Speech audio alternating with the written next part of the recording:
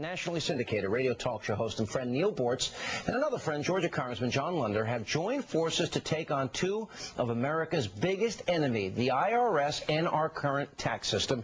And they outline their revolutionary new proposal in the Fair Tax book. And they now join us with the details. By the way, I don't have enough time to get into the details. This is a great book. I really support what you guys are doing. There's too much corruption in Washington and on the tax issues. Give us a synopsis, Neal, quick. Synopsis real quick. All personal income taxes gone, corporate income taxes gone, payroll taxes, estate tax, death tax, alternative minimum tax, all gone, all history replaced by one inclusive sales tax at the retail level, which funds the federal government at its present levels, plus protection to make sure that no American ever pays that sales tax on the basic necessities of life. And in addition, the consumer goods we buy remain at essentially the same price, even with that sales tax included in them. We would become the single friendliest business country in the world. And our estimates are that we'll have a 26% increase in exports, we'll have a 10.5% increase in the economic growth rate, we'll have a 70% increase in capital investment.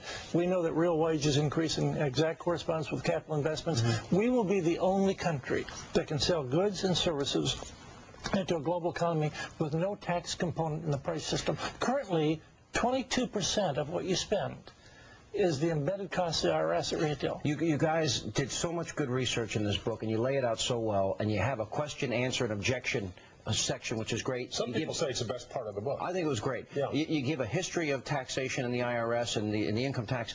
How is it revenue neutral? Because some people say, well, wait a minute, what guarantee do we have that we'll have the money that we have now to fund Medicare, Social Security? Well, John wrote the law. No, studies from 7 different institutions tell us that are roughly, some say 22.5%, some say 24.5%.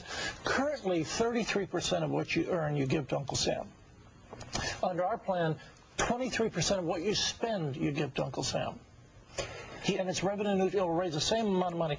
You're convinced you've gone through and analyzed every scenario, because I think that's important for people, because change is difficult for people. But you're going to go from 66,000 pages of IRS regulations to 133, which is your new law. That's right. Everybody will get their check, no deductions. And everybody will understand it. Everybody will understand it. This is a system that everybody can understand. They're voluntary taxpayers. They pay taxes when they choose, as much as they choose, how they choose to spend their money. Neal, I think what is so important here, and one of the biggest objections that I know you get, and you're right in that objection section, is this is going to hurt the poor. No. Baloney. John, you mentioned a group last week that scored this. The Tax Commission, headed up by John Breaux and Connie Mack, which has been going on for 6 or 8 months now, said in their studies of all the tax reform proposals, the fair tax, and they didn't call it a national sales tax, they called it a fair tax.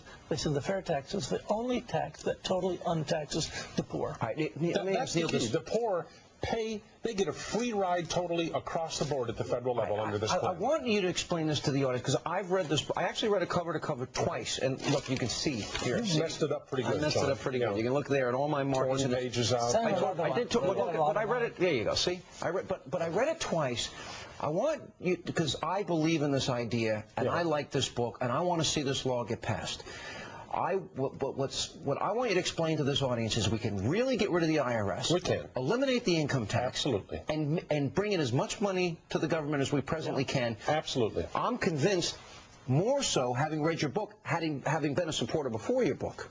No, absolutely, it can happen, Sean. In this book, we can't spend 5 minutes on your program and explain the thing to the satisfaction of everybody out there. I guarantee they read this book, they read the objections and the questions at the end of it, they'll understand the plan, and they will say, hey, I really can get 100% of my paycheck. I really can go on a picnic April 15th and not worry about the IRS.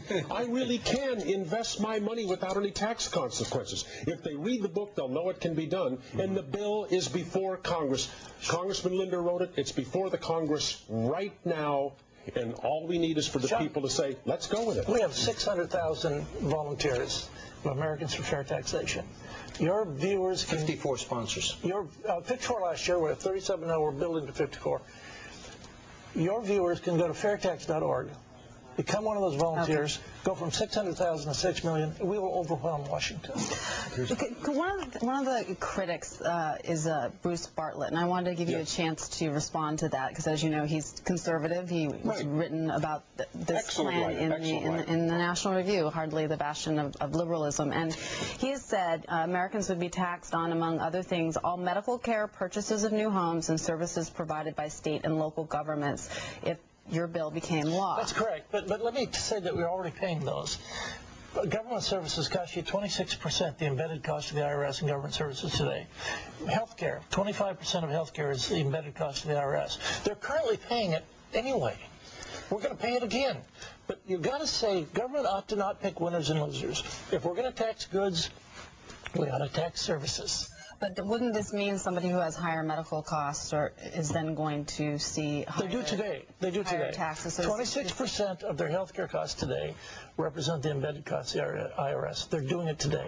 There's no change in that whatever. In that respect, it's no change. I mean, the status quo for these people is basically maintained, but one thing they get then that they don't now, 100% of their paycheck, and every month a check equal to the amount of sales tax they would be expected to pay on the basic necessities of life for that month.